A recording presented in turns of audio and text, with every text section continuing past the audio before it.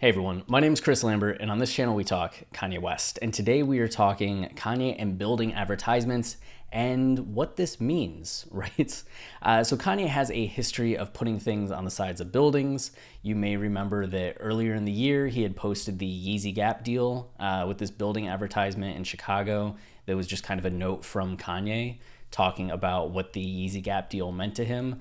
And then in the lead up to the release of Yeezus, Kanye was doing these projections of the Black Skinhead video all over the city, which was cool too. Various cities across the country, right? All parts of the world. So here we again see in downtown Chicago, Darian Crane posted this. You can see the printing on of the 2020 vision. And then West Sub Ever had it a little bit further along. So what's this mean, right? I mean, the simplest answer is that the summer has been dominated by Kanye's presidential campaign, right? And with the election happening on November 3rd, 2020 vision having been the campaign slogan, it seems like Kanye might just want to celebrate a little bit, but also make a last ditch push to get people to try to write him in on November 3rd. So maybe a little bit as he's ramped up with campaign commercials and pushing for write-in votes, just Kanye trying to advertise that. But at the same time, we do know that Kanye is putting now these advertisements up that he is going on Jimmy Kimmel on the 4th, and it just kind of feels like Yeezy season, right? Like this album feels like it's been done. Boo has talked about it being like finished, close to finished. Casey Pluto, was reporting that was nearly done. It felt like months ago. I mean, it was months ago. And I can see Kanye having held off on releasing it as he's gotten deeper and deeper into the presidential stuff, because it just seems, what's better, to release an album before the election or to release an album in the aftermath of having been a presidential candidate?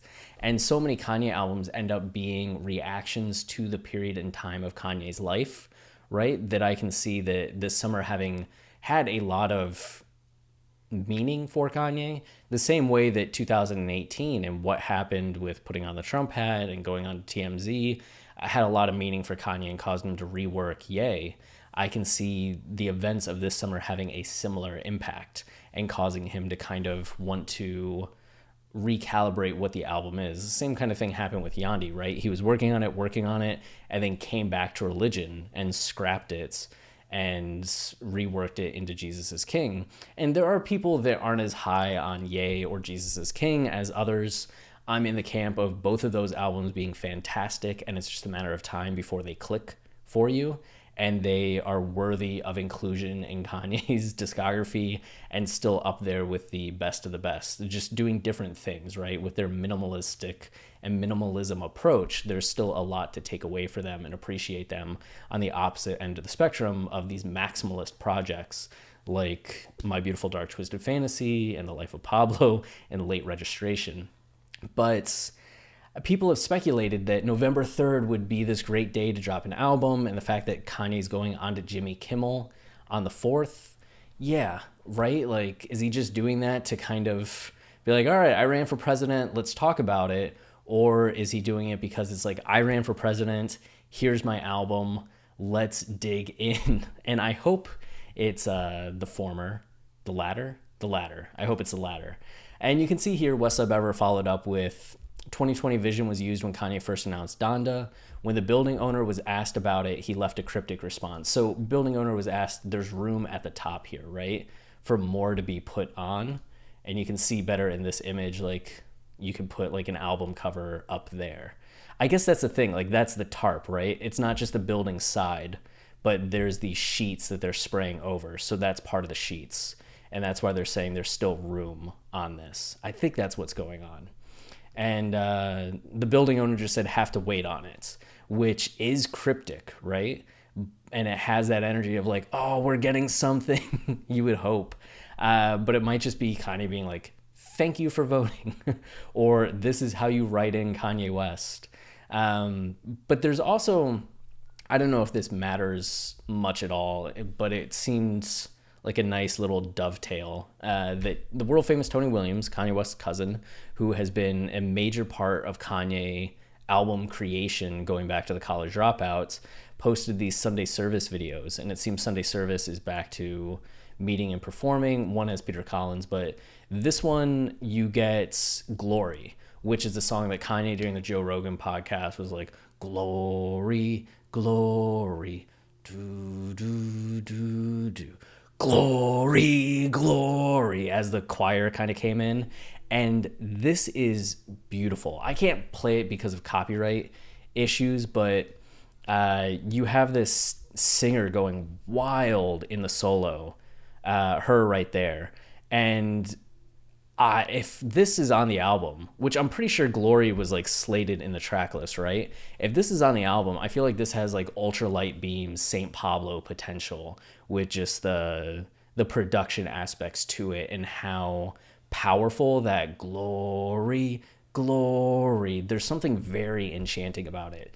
So I'm pretty hyped having heard this, which means that I will be incredibly disappointed if this is not on the album or changed significantly. But I'm getting my expectations up, which is always dangerous. And then we also have the second video that has Peter Collins, who I guess is a big deal in the Christian music community. That's what it is, right? And you can see he has 111,000 Twitter or Instagram followers. And here he's doing his rendition of St. Pablo. So he's doing Sampha's portion and just kind of playing guitar and singing along. And it's very beautiful. Guy has a terrific voice. And you can see that he first collaborated with Kanye at the Nebuchadnezzar Hollywood Bowl performance. His music was featured as well as Infinity's song. So it seems like there's some collaboration there.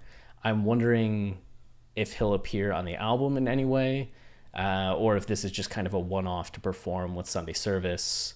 But that's kind of what we're sitting on right now, that it seems like something is happening this week. The question is it only related to the presidential campaign and Kanye just wanting to advertise that he's on the ballot and try to get as many votes as possible while also going on to Jimmy Kimmel to talk about that?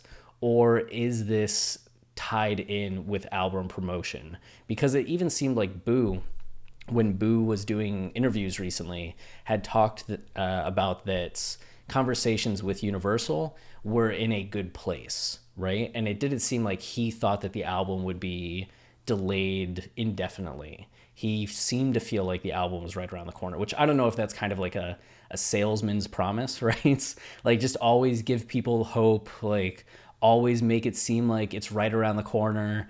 And then we're sitting there like, okay, we're not going to be mad because it's coming right up. It's coming right up. And then years pass.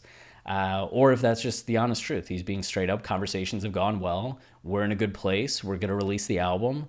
And this is the moment that we've been waiting for.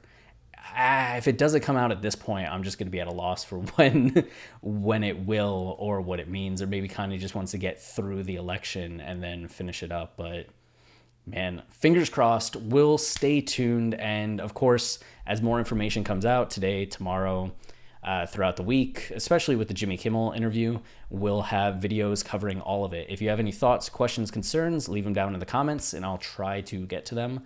And if you want to support the channel, the easiest way is commenting, liking, or subscribing, as any of those three things tell YouTube that this is a channel people enjoy and engage with, and that they show it to more people, which goes a long way.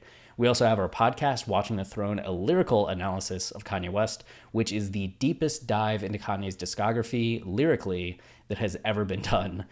You can check it out on Apple, Spotify, wherever you listen to podcasts, but the whole catalog's available on our Patreon, which is patreon.com/Kanye podcast. And the support there means a lot as well. And yeah, you can follow us on Twitter at Kanye Podcast, where we just talk a lot of Kanye all the time. And it's kind of a constant conversation. So if you want to be part of that, at Kanye Podcast. Otherwise, stay wavy and keep it loopy, and we'll be back soon with more Kanye discussion and analysis. Cheers.